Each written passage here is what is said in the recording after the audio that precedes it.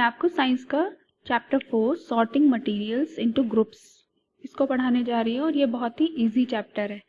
अभी तक हम लोगों ने जो भी चैप्टर पढ़े हैं वो थोड़े से टफ थे, लेकिन ये बहुत ही इजी है। इसमें हम क्या पढ़ने वाले हैं? Object around us, activity 1 and 2 में देखेंगे। फिर प्रॉपर्टीज़ पढ़ लेंगे कि जो भी मटेरियल्स हैं उनकी प्रॉपर्टी क्या है, उनकी अपीयरेंस क्या है, उनकी हार्डनेस क्या है, वो सॉफ्ट हैं या हार्ड हैं, वो सॉलेबल हैं कि इनसॉलेबल हैं। फिर एक्टिविटीज़ कवर करते हुए और फिर हम लोग अपने ऑब्जेक्ट्स के लिए चेक करेंगे कि वो वाटर पे फ्लोट करते हैं या सिंक हो जाते हैं, यानी कि वो उस पे तैरते हैं या उस पे डूब जाते हैं। फिर हम ट्रांसपेरेंसी चेक करेंगे कि ये ट्रांसपेरेंट क्या चीज़ होती है, क्या ग्लास ट्रांसपेरेंट होता है या कोई भी शीट है, एक्सरे शीट है तो वो ट्रांसपेरेंट है या कुछ और है, तो उसके बारे में पढ़ेंगे। फिर हम और एक्टिविटीज़ को अपनी इस 6 एक्टिविटी को करते हुए ट्रांसल्यूसेंट और फिर रिकैप करके क्विज को आगे बढ़ाएंगे। तो सबसे पहले हम लोग पढ़ने जा रहे हैं सॉर्टिंग मटेरियल्स इनटू ग्रुप्स, यानी कि जो भी हमारे घर में या हम जहाँ पर भी हैं वहाँ पर जो भी मटेरियल है वो किस तरह का मटेरियल है और क्या हम उसको किस तरह से उसको कैटेगराइज करते हैं, उसको सॉर्ट करते हैं और किस तरह से उसको लिस्ट बनाते हैं। जैसे कोई भी लिविंग रूम हम ले लेते हैं तो लिविंग रूम में क्या क्या होता है? बेड होता है, ठीक है, या बेडरूम की बात कर लेते हैं तो बेडरूम में क्या होता है, तो हर रूम में अलग अलग कैटेगरी होती है, अलग अलग मटेरियल होता है। जो बच्चों के रूम्स हैं वो अलग उसमें होते हैं, टॉयज़ होते हैं, तो ये अलग अलग चीज़ें हम लोग करते हैं। अब किचन है तो किचन में कुछ प्लास्टिक के मटेरियल हमें मिलेगा, कुछ हमें मेटल का मिलेगा, कुछ हमें शेप के अकॉर्डिंग देखें तो कुछ राउंड मिलेगा, ठीक है। तो इस तरह के यहाँ पे सिर्फ मटेरियल्स की बात की जा रही है और उनकी क्वालिटीज़ की बात की जा रही है कि जो मटेरियल्स होते हैं वो कैसे होते हैं और किस किस तरह के होते हैं। तो हम इस चैप्टर को रीडिंग करते हुए फिर इसका एक्सप्लेनेशन लेंगे। We have seen that our food and clothes have so much variety in them, not just food and clothes. There is such a vast variety of objects everywhere. We see around us a chair, bullock cart, a cycle, cooking utensils, books, clothes, toys, water, stones and many other objects. All these objects have different shapes and colors and uses. ठीक है, तो इसमें ये बताया जा रहा है कि हम लोग बहुत सारी चीज़ें यहाँ पर इनके थिंग्स की बात की गई है और उनके शेप भी अलग होते हैं, उनके कलर भी अलग होते हैं और उनके यूजेस भी अलग होते हैं। एक ही चीज़ प्लास्टिक की भी होती है, मेटल की भी होती है और उसका अपना अलग अलग रोल होता है, यूज़ होता है। तो यहाँ पे ये दिखा रहे हैं कि ये बहुत सारे बच्चे का ये टॉय है, टेडी बियर है, ये एक बॉक्स टाइप का दिख रहा है, ये ग्लव्स हैं, ये सीडी है, ये रिमोट है, कैलकुलेटर दिख रहा है और ये बहुत सारी चीज़ें दिख रही हैं। और ये हर जो चीज़ है ये अपने आप में एक अलग क्वालिटी है। जैसे लॉक है तो ये लॉक कभी भी प्लास्टिक का हम लोग नहीं यूज़ करेंगे, ठीक है, लॉक हमेशा मेटल का यूज़ करेंगे और उसकी जो क्वालिटी है वो उसके हिसाब से उसके अकॉर्डिंग है, ठीक है। जैसे टेडी बियर है, ये हम मेटल का कभी भी नहीं बनाएंगे, ये इसी तरह के सॉफ्ट टॉयज़ बनेंगे ताकि बच्चों को खेलने में आसानी, उनको चोट ना आए। तो हर मटेरियल की अपनी इंपॉर्टेंस है और इनके अकॉर्डिंग वो कैटेगराइज किए जाते हैं, क्वालिटी के अकॉर्डिंग या कह सकते हैं कि प्रॉपर्टी के अकॉर्डिंग वो कैटेगराइज किए जाते हैं। तो यहाँ पे इसी तरह से पूरा बताया है कि जो भी मटेरियल है उनको हम लोग एक तरह से उनको ग्रुप में डिवाइड कर लेते हैं। बकेट्स हैं या लंच बॉक्सेस हैं, टॉयज़ हैं, वाटर कंटेनर हैं, पाइप्स हैं, ये सब इस तरह का जो मटेरियल है वो एक में कैटेगराइज हमने कर लिया कि ये प्लास्टिक है, प्लास्टिक का जो मटेरियल है। उसके बाद ऐसे मेटल के हम अगर अपने यूटेंसिल्स की बात करें किचन में, तो किचन में सारा जो हमारा यूटेंसिल्स होते हैं वो सब मेटल्स के हो जाते हैं, कुछ हमारे फाइबर या प्लास्टिक भी यूज़ किया जाता है। तो यही हमें करना है कि अपने चारों तरफ जो भी मटेरियल है उसे देखना है और देखकर उसको कैटेगरी उसकी बनानी है। चलिए हम लोग अपनी एक्टिविटी 1 स्टार्ट करते हैं। Let us collect as many objects as possible from around us. Each of us could get some everyday objects from home and we could also collect some objects from the classroom or from outside the school. ये बात की जा रही है कि हम अपने घर में, अपने घर के बाहर, अपने क्लासरूम में और अपने क्लासरूम के बाहर जो भी स्कूल है वहाँ पर जो मटेरियल होता है उसको कलेक्ट करते हैं। what will we have in our collection? Chalk, pencil, notebook, rubber, duster, a hammer, nail, soap, spoke of a wheel, bat, ठीक है। तो हमने जब मटेरियल को कलेक्ट किया तो देखा कि इसमें बहुत सारी चीज़ें, स्कूल से हमें ब्लैक बोर्ड और ये सब मिलेगा, मैच बॉक्स, सॉल्ट, पोटैटो, ये सब हमारे लंच बॉक्स में भी हो सकता है। सॉल्ट है, पोटैटो, मैच बॉक्स हमें अपने घर से मिल सकती है, तो यहाँ पे ये कहना चाह रहे हैं we can also list object that we can think of but can not bring to the classroom, for example wall, trees, doors, tractor, road. वो कह रहे हैं कि हम कुछ चीज़ें तो इधर से उधर ले भी जा सकते हैं, लेकिन कुछ चीज़ें हैं जो हम नहीं ले जा सकते हैं। जैसे स्कूल की जो वॉल है वो हम नहीं ले जा सकते, या ट्रीज़ हैं वो अपनी जगह पे फिक्स हैं, या डोर्स हैं, या ट्रैक्टर हैं, या रोड्स हैं। तो मतलब ये है कि हम अपने चारों तरफ बहुत से मटीरियल्स का यूज़ होते हुए देखते हैं। Separate all objects from this collection that are made from paper और वुड। अब हम अपने अकॉर्डिंग कैटेगराइज कर सकते हैं कि पेपर से जो बनी चीज़ें हैं उनको हम अलग कैटेगरी दे दें, जो लकड़ी से बनी चीज़ें हैं उनको हम अलग कैटेगरी दे दें, क्योंकि हर चीज़ स्पेसिफिक होती है। कुछ चीज़ें जो होती हैं वो हर मटेरियल की बनती हैं, लेकिन कुछ चीज़ें जो होती हैं वो स्पेसिफिक होती हैं, लकड़ी की ही बनती है। This way we have divided all objects into two groups. One group has the objects that are made from paper or wood, while the other group has the objects that are not made of these materials. मतलब हम ये कर सकते हैं कि कुछ चीज़ें हम रख लें जो पेपर और वुड की बनी हुई हो, और बाकी जो है वो वुड की ना बनी हुई हो, पेपर और वुड की। तो इस तरह से हम दो कैटेगरी करके उसको अलग से सॉर्ट कर सकते हैं। Let us be a little more systematic. List all objects collected in table 4.1. ये टेबल दिखाई जा रही है। Try to identify the materials that each one is made of. It would be fun to make this a large table collecting information about as many objects as possible. It may seem difficult to find out the materials out of which some of these objects are made. In such cases, discuss with your friends, teachers and parents to identify the materials. यहाँ पे इन्होंने पूरे में यही बात कही कि हम ऑब्जेक्ट्स ले लेते हैं। जैसे हमने यहाँ पे एक लिस्ट वो बना ली अपनी लिस्ट, और उसमें यहाँ पे लिखा प्लेट मीन्स थाली। तो थाली किस किस मटेरियल से बन सकती है? स्टील से भी बन सकती, ग्लास से भी बन सकती, प्लास्टिक से भी बन सकती, या किसी और से भी बन सकती है। पेन ले लें तो पेन भी हमारा प्लास्टिक का भी होते हैं और मेटल्स के भी होते हैं। इसी तरह से ये कैटेगरी हमने इसको कर ली। अब हमारे यहाँ कैटेगरी थी, हमने ऑब्जेक्ट्स ले लिए और उनके मटेरियल बता दिए। अब हम एक्टिविटी 2 की तरफ चलते हैं। इस एक्टिविटी 2 में यही बता रहे हैं, यहाँ पे इन्होंने मटेरियल्स ले लिए, ठीक है, मटेरियल्स ले लिए और objects made of these materials. उन मटेरियल से क्या क्या ऑब्जेक्ट्स बन सकते हैं। यहाँ पे हमने ऑब्जेक्ट लिए थे, मटेरियल बता दिए थे, यहाँ पे मटेरियल ले रहे हैं और ऑब्जेक्ट बता दे रहे हैं। जैसे कि वुड, तो उससे चेयर बन सकती है, table, plough, black card and it's wheels, और भी बहुत सी चीज़ें जो बन सकती हैं। पेपर में अगर हम देखें तो बुक्स बन सकती हैं, नोटबुक्स, न्यूज़पेपर, टॉयज, कैलेंडर्स, और भी बहुत सी चीज़ें। या आप लोग यहाँ पे बताएं कि और कौन कौन सी चीज़ें पेपर से बनती हैं या वुड से बनती हैं, और उनको मेंशन करें कमेंट बॉक्स में। और लेदर से बताएं, प्लास्टिक से बताएं, कॉटन से बताएं, बहुत ईजी है, इसको ज़रूर देखें। उसके बाद नेक्स्ट हम मेन यहाँ से चैप्टर स्टार्ट होता है कि प्रॉपर्टी क्या है, मटेरियल्स की प्रॉपर्टी क्या होती है।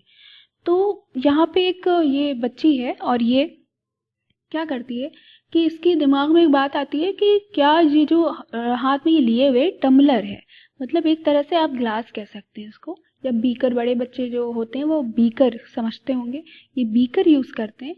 तो वो उसके दिमाग में एक बात आती है मटेरियल से रिगार्डिंग कि अगर ये टम्बलर जो है या बीकर है या ग्लास है वो अगर क्लोथ का बना होता तो क्या होता। तो वो ऐसे करके देखिए, आप एक्टिविटी कर रही है तो क्या होता है, सारा पानी नीचे गिर जाता है। तो इससे ये बात समझ में आती है कि हर चीज़ हर मटेरियल की नहीं बनी हो सकती। मटेरियल के अकॉर्डिंग, उसकी प्रॉपर्टी के अकॉर्डिंग उसको कैटेगराइज किया जाता है कि ग्लास जो होगा वो या तो ग्लास का ही होगा और या तो किसी मेटल का होगा, क्योंकि उसको पानी को रखने के लिए ऐसा ना हो कि उसके अंदर पोर्स हो और वो वहाँ से निकल जाए। या हम कह सकते हैं कि जो कच्ची मिट्टी होती है उसका भी बन सकता है, लेकिन हम कपड़े का ग्लास नहीं बना सकते हैं। तो ये इसको बच्ची को ये बात यहाँ पर समझ में आ जाती है। इससे इसकी समझ में आ जाती है यानी कि हर मटेरियल की अपनी एक प्रॉपर्टी होती है और उस प्रॉपर्टी के अकॉर्डिंग ही हम उससे रिलेटेड चीज़ें बनती हैं जो कि हमारे लिए यूज़फुल होती हैं।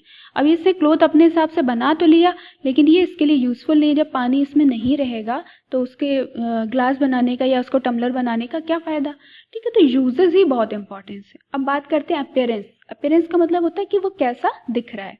तो मटेरियल्स हमारे कैसे दिखते हैं, तो कुछ मटेरियल होते हैं जो चमकते हुए दिखते हैं और कुछ मटेरियल होते हैं जो चमकते नहीं हैं। जैसे कि पढ़ लेते हैं हम लोग।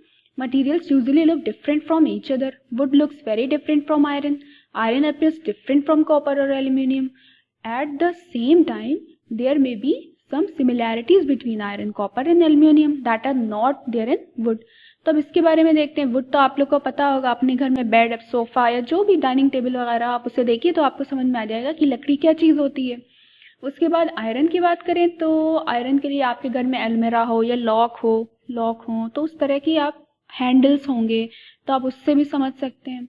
और कॉपर समझने के लिए पहले के टाइम पे और अब भी कुछ घरों में यूटेंसिल्स होते थे भारी भारी, या अगर जैसे मैरिजेस होती हैं उनमें जो खाना बनता है बड़े बड़े कंटेनर्स में, तो वो जो यूटेंसिल होता है ना, तो वो जो यूटेंसिल उसमें यूज़ किए जाते हैं तो वो कॉपर के ही होते हैं, तांबे के होते हैं। और कॉपर को एसी में भी यूज़ किया जाता है, जो आउटडोर होता है वहाँ पे भी यूज़ होता है। तो इस तरह के कॉपर भी आपको समझ में आएगा कि देखने में कैसा होता है। और एल्युमिनियम की बात करें तो ये आप अच्छी तरह से जानते होंगे, आपके लंच बॉक्स में एल्युमिनियम फॉयल का बहुत ज़्यादा यूज़ करते हैं। तो ये मेटल होते हुए भी देखने में अलग अलग है। एल्युमिनियम कैसा होता है आपको समझ में आ रहा होगा, कॉपर कैसा होता है, आयरन कैसा होता है, गोल्ड मम्मी पहनती हैं तो हम उसे भी देख सकते हैं कि वो कैसा है, सिल्वर भी देख सकते हैं। तो सब मेटल्स हैं, लेकिन हम ये बात यहाँ पर देख पा रहे हैं कि मेटल अपने आप में भी अलग अलग है, लेकिन मेटल और नॉन मेटल यानी कि वुड की बात कर रहे हैं तो उनमें डिफरेंस है। क्या डिफरेंस है? उनकी चमक का, यानी कि जो मेटल्स होते हैं ये चमकते हैं। लस्टर की यहाँ पे बात की जा रही है कि इनमें चमक होती है और वुड में चमक नहीं होती है। चलिए एक्टिविटी देखते हैं और इससे हम समझ लेते हैं कि चमक के बारे में, ये लस्टर के बारे में क्या बता रहे हैं। ठीक है, लस्टर के बारे में। Collect some pieces of different materials. Paper ले लेते हैं, कार्डबोर्ड ले लिया हमने, वुड लकड़ी का टुकड़ा ले लिया, कॉपर वायर ले लिया, और एल्युमिनियम शीट ले ली, चॉक ले लिया। Do any of these appear shiny? Separate the shiny materials into a group. अब हमें इसमें से क्या करना है, शाइनी मटेरियल्स को अलग कर लेना है। तो पेपर तो शाइन नहीं करता है, ना कार्डबोर्ड शाइन करता है, ना वुड शाइन करती है। हाँ, कॉपर वायर शाइन करेगा। कॉपर वायर में ऊपर प्लास्टिक होती है। घरों में जो वायर यूज़ किए जाते हैं, आपके पास घर होंगे या आप लोग वो यूज़ करते हैं, वायर को जब आप जला देंगे तो उसमें से ऊपर प्लास्टिक निकल जाएगी। जब प्लास्टिक निकल जाएगी तो अंदर से जो निकलेगा वो होता है कॉपर वायर। ठीक है, तो कॉपर वायर में क्या होती है, चमक होती है। एल्युमिनियम शीट में भी चमक होती है, चॉक में चमक नहीं होती। तो हमने यहाँ पे शाइनी मटेरियल्स को अलग कर लिया और जो नॉन लस्टरस है उनको अलग कर लिया। Now observe as the teacher cuts each materials into 2 pieces. उसके बाद हमने इस मेटल को लिया और उसको पीसेस में कट कर दिया। Look at the freshly cut surfaces. अगर हम यहाँ पे फ्रेशली कट सर्फेसेस को देखें तो वो हमें शाइनी दिखेंगी। ठीक है, तो include this object also in the group of shiny materials. Do you notice such a shine और lustre in the other materials, cut them any way as you can. Repeat this in the class with many materials as possible and make list. पर ये कह रहे हैं कि सारे materials को लीजिए, उसे कट कीजिए और उससे आप समझ पाइएगा कि ये शाइनी होते हैं या नहीं होते, लस्टरस होते हैं या नहीं होते। फिर हम देखेंगे कि materials that have such lustre are usually metals. हमने यही देखा, जब हमने सारी एक्टिविटी कर ली तो हमने यही देखा कि जो मटीरियल्स, ठीक है, जो मटीरियल्स यूज़ होते हैं, जो यूज़ हम कर रहे हैं, उनमें अगर चमक है तो वो मेटल्स हैं, जैसे कि आयरन, कॉपर, एल्युमिनियम, गोल्ड, और भी एग्जाम्पल्स हैं। और जो डल दिख रहे हैं, जिनमें कलर नहीं दिख रहा है या शाइन नहीं दिख रहा है, तो वो कैसे हैं, वो नॉन मेटल्स हैं। We therefore notice the lustre only on their freshly cut surfaces. Metals में कुछ ये होता है कि जब उनको कटिंग की जाती है तो चमक उभर के आती है, वरना वो चमक दिखती नहीं है। When you visit an iron smith और workshop, look out for freshly cut surfaces of metals rods to see if they have lustre. कह रहे हैं कि अगर आपको लस्टर देखना हो तो आप किसी भी आयरन स्मिथ के वर्कशॉप पे चले जाएंगे, तो वहाँ जो फ्रेशली कटिंग जो पीसेज होते हैं, आप उनको जब देखेंगे, कटेड मटेरियल्स होंगे, जब उनको आप देखेंगे तो आपको लस्टर वाली जो बात होगी वो समझ में आ जाएगी। ठीक है, अभी हमने प्रॉपर्टी पढ़ रहे थे मटेरियल्स की, उसमें हमने अपीयरेंस पढ़ ली और एक लस्टर, उसकी क्वालिटी, उसकी शाइनिंग जो देती है उसको पढ़ ली। अब हम हार्डनेस के बारे में पढ़ेंगे कि मटेरियल्स कौन हार्ड होता है, कौन सॉफ्ट होता है, इससे related. When you press different materials with your hand, some of them may be hard to compress while the other can be easily compressed. Take a metal key and try to scratch with it the surface of a piece of wood, aluminium, a piece of stone, a nail, candle, chalk, any other materials or objects. You can easily scratch some materials while some cannot be scratched so easily. Materials which can be compressed or scratched easily, यहाँ से point है, materials which can be compressed or scratched easily are called soft. ठीक है, जो easily scratched हो जाते हैं, ठीक है, उनको हम क्या कहते हैं, सॉफ्ट कहते हैं। While some other materials which are difficult to compress are called hard. For example cotton और sponge is soft while iron is hard. Metals जो होते हैं वो हार्ड होते हैं और जो कॉटन है या स्पंज है वो सॉफ्ट होते हैं क्योंकि वो ईजिली कंप्रेस हो जाते हैं। In appearance materials are have different property like lustre, hardness. अब ये बता रहे हैं कि जो मटेरियल्स होते हैं उनमें प्रॉपर्टी होती है जैसे कि लस्टर, हार्डनेस, भी रफ और स्मूथ, रफ भी हो सकते हैं और स्मूथ भी हो सकते हैं। Can you think of other property that describe the appearance of materials? तो अब इसके अलावा भी हम और देखते हैं कि क्या और भी कोई प्रॉपर्टीज हैं। तो देखते हैं, सॉल्युबिलिटी की बात की गई है यहाँ पे कि क्या चीज़ सॉल्युबल है और क्या मटेरियल सॉल्युबल नहीं है। तो यहाँ एक्टिविटी में क्या किया जा रहा है, सिंपल से ये बीकर्स लिए गए हैं या टम्बलर्स ले लिए गए हैं और उसमें देखा जा रहा है एक एक सब्सटेंस को लेकर उनको चेक किया जा रहा है कि ये सॉल्युबल है कि नहीं है। तो हम कैसे पता करेंगे क्या चीज़ सॉल्युबल है और क्या चीज़ नहीं सॉल्युबल है? तो इसके लिए बता दे रहे हैं आपको कि जो भी चीज़ अगर हम, ये क्या होता है जो जिसमें हम ये जो तैयार आपको दिख रहा है ये होता है सॉल्यूशन, ठीक है, और ये जो हम वाटर इसमें लेते हैं तो ये होता है सॉल्वेंट, और जो चीज़ हम इसमें डालते हैं वो होती है सॉल्यूट, ठीक है।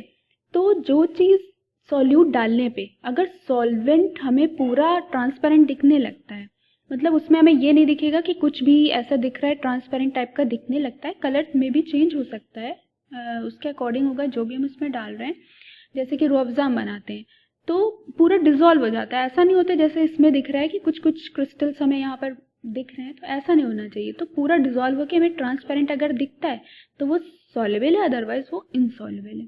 सॉल्ट को अगर हम देखें तो डिसअपेयर हो जाता है कम्प्लीटली जैसे ही हम वाटर में डालते हैं। ये इस बात पे आप लोग भरोसा मत कीजिएगा, आप लोग खुद करके देखिएगा। पानी लीजिएगा, वाटर, सॉल्ट को लीजिएगा थोड़ा सा अमाउंट, हाफ पिंच ले लीजिएगा टीस्पून का, और उसको डाल के उसको थोड़ी देर तक चलाइएगा। अगर डिसअपेयर हो जाता है तो वो सॉल्युबल है, अदरवाइज सॉल्युबल नहीं है।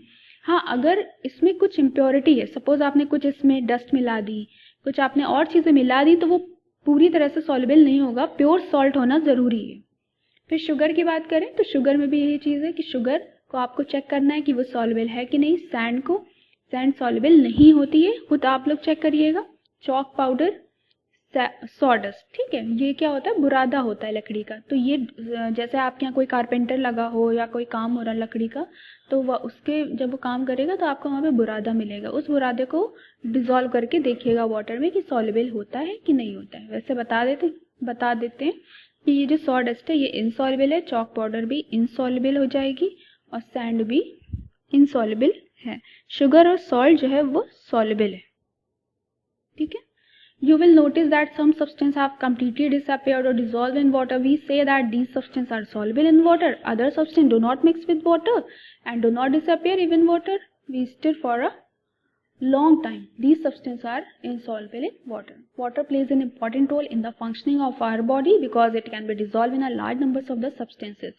यहाँ पे अपनी बायो से रिगार्डिंग या बात करें कि वाटर हमारे लिए इसीलिए इम्पॉर्टेंट है, हमारी बॉडी में 70% वाटर होता है और ये हमारी बॉडी में जितने भी सब्सटेंस होते हैं उनको डिज़ोल्व करने की पूरी तरह से कोशिश करता है, इसीलिए हमारे लिए बहुत ही इम्पॉर्टेंट है और इसका बहुत ही अच्छा रोल है। चलिए अब एक्टिविटी 5 की तरफ बढ़ते हैं। यहाँ पर बात अभी हमने सॉलिड की थी कि सॉल्यूट जो लिया था वो सॉलिड लिया था और लिक्विड जो लिया था, सॉल्वेंट जो लिया था वो लिक्विड था। लेकिन यहाँ पे बात की जा रही है कि क्या लिक्विड मिक्स होते हैं लिक्विड में, मतलब जैसे विनेगर है, विनेगर मिक्स होगा वाटर में, लेमन जूस, ये सब मिक्स होंगे या नहीं होंगे। तो ये यहाँ पे दो ऐसे टम्बलर रखे हुए हैं और ये दिखा रहे हैं कि विनेगर है, अगर हमने विनेगर लिया तो विनेगर में वो डिसॉल्व हो जाएगा वाटर में, मिक्सेस वेल। तो इस तरह का हमें देखिएगा, लेमन जूस भी हो जाएगा। लेकिन जब हम तेल ले लेंगे, ऑयल ले लेंगे, तो जब वो वाटर पे ऑयल डालेंगे तो ऊपर की लेयर जो होगी वो ऑयल की लेयर बन जाएगी और नीचे वाटर अपना अलग, मतलब ये आपस में मिक्स नहीं होंगे। कोकोनट ऑयल भी मिक्स नहीं होगा, केरोसिन ऑयल भी मिक्स नहीं होगा। मेरी बात पे भरोसा मत कीजिएगा, ये थ्योरेटिकल है, आप प्रैक्टिकल करके देखिएगा, ठीक है। तो आपको समझ में आ जाएगा कि जो थ्योरी है वो सही है या नहीं है, ठीक है। वैसे हमें पता है सही है, लेकिन आप करके देखिएगा क्योंकि ये साइंस है।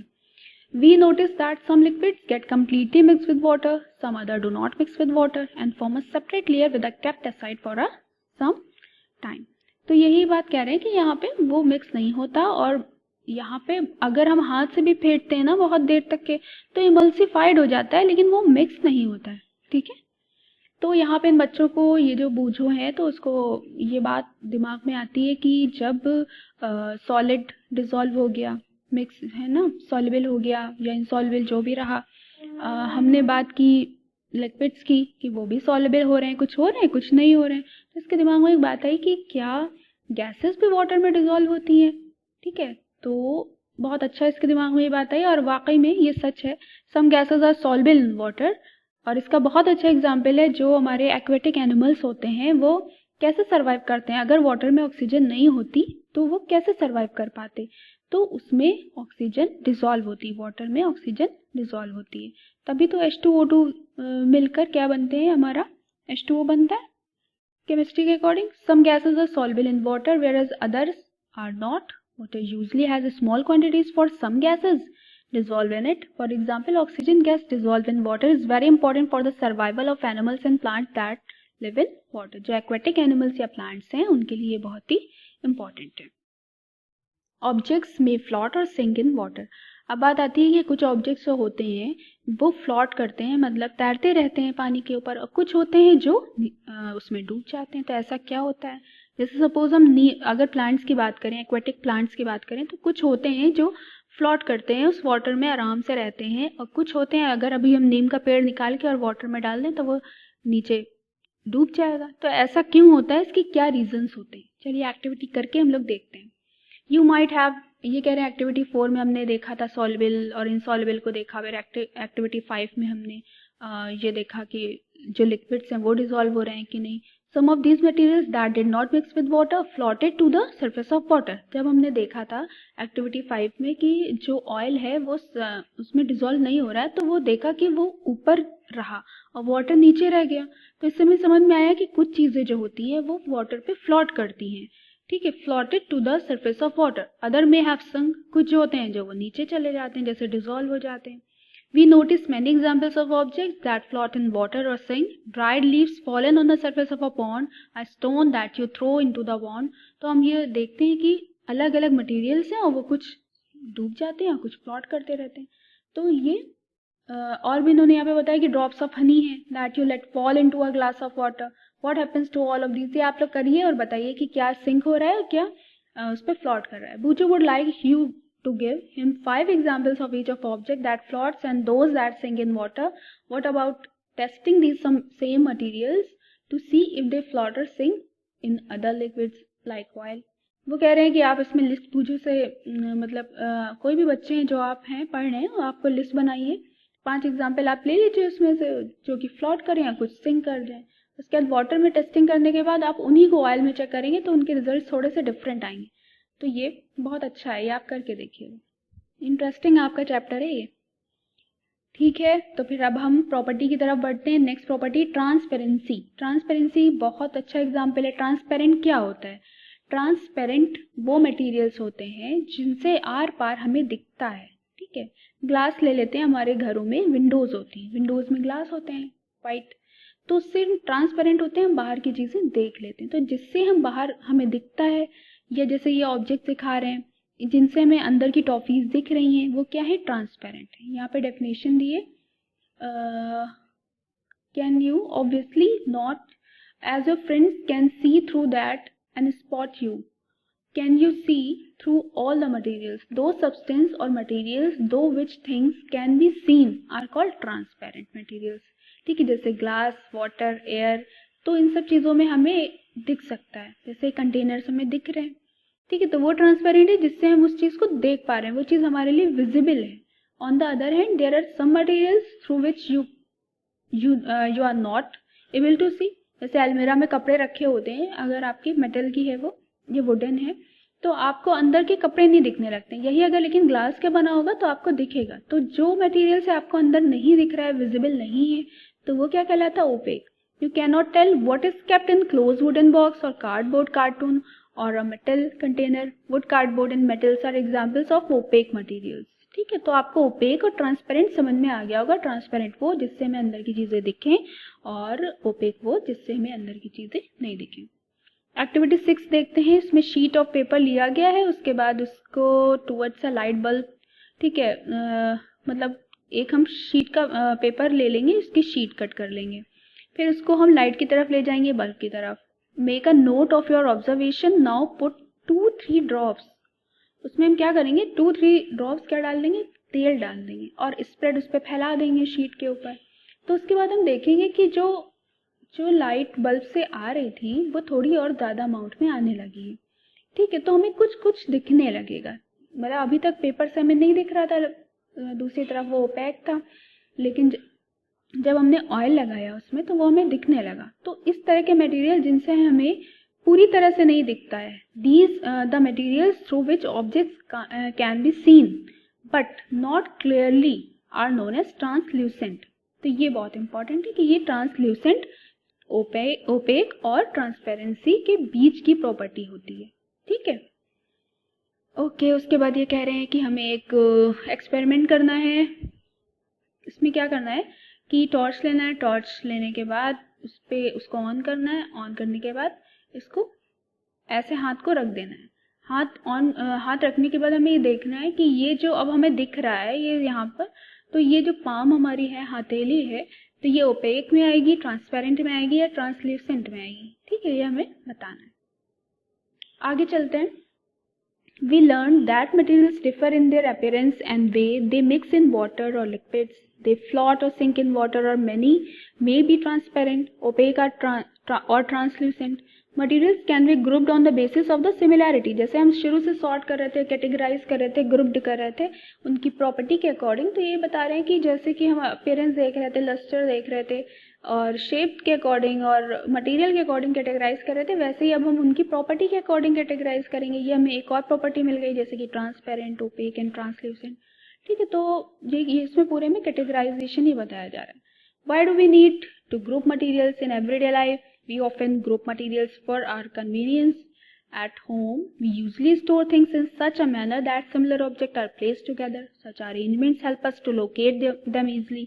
Similarly, a grocer usually keep all types of biscuits at one corner of his shop, also at another, while the grains and pulses are stored at some other places. यहाँ पे कह रहे हैं कि हम अपने जो भी कन्वीनियंट होता है उसके अकॉर्डिंग हम उसको उस तरह के मटेरियल में रखते हैं। जैसे कि टॉफ़ी बिस्किट्स होते हैं, वो हमेशा जो ग्रोसर होता है वो क्या करता है, वो उसको ट्रांसपेरेंट में रखता है। जब बच्चे उसे देखेंगे तभी मांगेंगे हमें टॉफ़ी चाहिए। या सोप है तो वो अलग तरह के कंटेनर्स में रखता है, या किनारे उसकी जगह होती है, ग्रेन्स होती है उनके लिए अलग, या जैसे वो होते हैं हमारे पल्सेज हैं उनको अलग तरह से स्टोर करता है, ठीक है। तो मतलब हर तरह की मटेरियल का यूज़ अलग तरह से होता है। There is another reason why we find such grouping useful. Dividing materials in groups make it convenient to study their property and also observe any patterns in these property. तो जब ये categorise कर देते हैं तो उनको हमारे लिए पढ़ना बहुत ज़्यादा आसान हो जाता है, ठीक है। चलिए फिर हम एक बार रिकैप कर लेते हैं कि हमने इस चैप्टर में क्या पढ़ा। चैप्टर बहुत इंटरेस्टिंग था, मज़ा भी आया।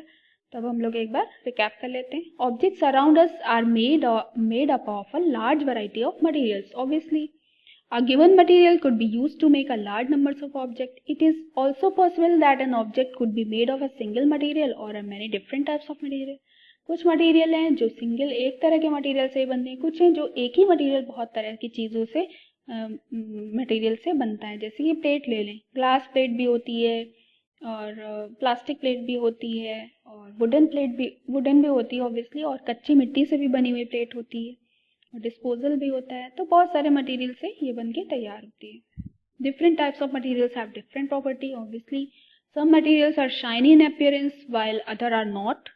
Some are rough, some smooth. Similarly, some materials are hard whereas some others are soft. तो ये प्रॉपर्टी की बात की जा रही है कि अपीयरेंस, उनकी क्वालिटी, रफ है, कोई स्मूथ है, कोई सिमिलर हार्ड है, कोई सॉफ्ट है. Some materials are soluble in water and whereas some other are insoluble. कुछ soluble हो रहे हैं, कुछ insoluble हो रहे हैं. Some materials such as glass are transparent and others such as wood and metals are opaque. Some materials are translucent. ठीक है, कुछ मटेरियल्स हैं जो ट्रांसपेरेंट है, जिससे हमें हर बार दिख रहा है, विजिबिलिटी है. कुछ हैं जिससे बिल्कुल भी विजिबिलिटी नहीं है, और कुछ हैं जो विजिबिलिटी और नॉन विजिबल के बीच के हैं, उनको कहते हैं translucent. Materials are group together on the basis of the similarities and differences in their property. उनको उनके अकॉर्डिंग सॉर्ट किया जाता है, उनको सॉर्टिंग की जाती है उनकी सिमिलैरिटीज के अकॉर्डिंग, उनके डिफरेंसेस के according. Things are group together for convenience and to study their property. उसके बाद उनकी स्टडी करना और भी ईजी हो जाता है। अब हम कीवर्ड्स भी ले लेते हैं। हार्ड, आपको पता होगा जो भी स्क्रैच आसानी से हो जाए मटेरियल वो सॉफ्ट होता है, जो आसानी से नहीं होता है, इजीली नहीं होता है, वो हार्ड हो जाते हैं। जो वाटर में सॉल्युबल है, घुल जाता है, उसे कहते हैं सॉल्युबल, और जो नहीं डिसॉल्व हो रहा है उसे कहते हैं इनसॉल्युबल। लस्टर की बात करें तो लस्टर सिंपल से मीनिंग है शाइनिंग। ठीक है, जो चमक रहा है वो लस्टरस है, अदरवाइज वो लस्टरस नहीं है। मटेरियल, जो भी मटेरियल हम अपनी चारों तरफ देते हैं वो सब क्या है, मटेरियल। चाहे वो प्लास्टिक के टॉयज हों, चाहे वो आयरन हो, चाहे वो एल्मेरा हो, वो सब क्या है, मटेरियल्स हैं। मेटल्स वो हैं जिसमें लस्टर होता है, जैसे कि कोई iron, aluminium, gold, silver. Opaque, जिससे हमें ट्रांसपेरेंट, इधर उधर विजिबिलिटी बिल्कुल भी शो ना हो, ठीक है, वो होते हैं ओपेक। रफ, जो कि बिल्कुल दरदरे से हो, जैसे लकड़ी को जब हम काटते हैं तो उसे हम देखेंगे कि वो दरदराती हुई है, रफ होती है। सॉल्युबल, जो पानी में, वाटर में सॉल्युबल हो जाए, या वो गैस भी हो सकती है जो वाटर में सॉल्युबल हो जाए। ट्रांसल्यूसेंट, ट्रांसपेरेंट और ओपेक के बीच के होता है, मतलब उसमें विजिबिलिटी होती है लेकिन वो पूरी नहीं होती है, थोड़ा थोड़ा सा दिखता है, क्लियरली नहीं दिखता है, तो उसे कहते हैं ट्रांसल्यूसेंट। ट्रांसपेरेंट में हमें कोई भी चीज क्लियरली दिखती है। ठीक है, चलिए जल्दी से अब हम लोग क्विज करते हैं। जब चैप्टर 7 में आ जाता है तो क्विज करने का अपना अलग मजा होता है। चलिए जल्दी से करते हैं। Name 5 objects which can be made from would. हमें 5 ऑब्जेक्ट्स के नाम बताने हैं जो कि लकड़ी से बनते हैं, तो जल्दी से बताएं। चेयर हो गई, टेबल हो गई, 2 हम बताएंगे, बाकी आपको बताना है। ठीक है, select those objects from following which shine, जो शाइन करता है। ग्लास बाउल, नहीं, शाइनी नहीं है। Plastic toy, not shiny. Steel spoon, yes shiny है, लिस्टर है। Cotton shirt, not shine. ठीक है, ये शाइन नहीं करेगा। ठीक है, मैचिंग करते हैं जल्दी से। बुक किसकी बनी हुई होती है, पेपर की। टम्बलर किसका बनाएंगे आप लोग, ग्लास का बना ले। Chair would. टॉय ऐसा करते हैं, टॉय तो बहुत लेदर का भी बन सकता है, ठीक है, और वुड का भी बन सकता है, लेकिन यहाँ पर प्लास्टिक का बनाते हैं क्योंकि शू है तो शूज हमारे लेदर के ही बनेंगे, शूज प्लास्टिक के नहीं हो सकते, तो इसलिए shoes leather and toy plastic. Statements को बताना है कि ये ट्रू है कि फॉल्स है। Stone is transparent, no, while glass is opaque, तो ये फॉल्स है। A notebook has lustre, no. Chalk dissolve in water, no. A piece of wood floats on water, लकड़ी का टुकड़ा तैर सकता है, नहीं, सिंक हो जाएगा ये। ठीक है, sugar does not dissolve in water, false. Oil mixes with water, no, false है। Sand settles down in water, sand settle down, obviously settle कर लेती है, right. Vinegar dissolve in water, true. Given below the names of the some objects material, ये दे दिए गए, इनके shape के अकॉर्डिंग इनको अलग कर देना, फिर दूसरे में ईटेबल है या नॉन ईटेबल है तो उन्हें अलग कर देना। राउंड एंड अदर में देखते हैं।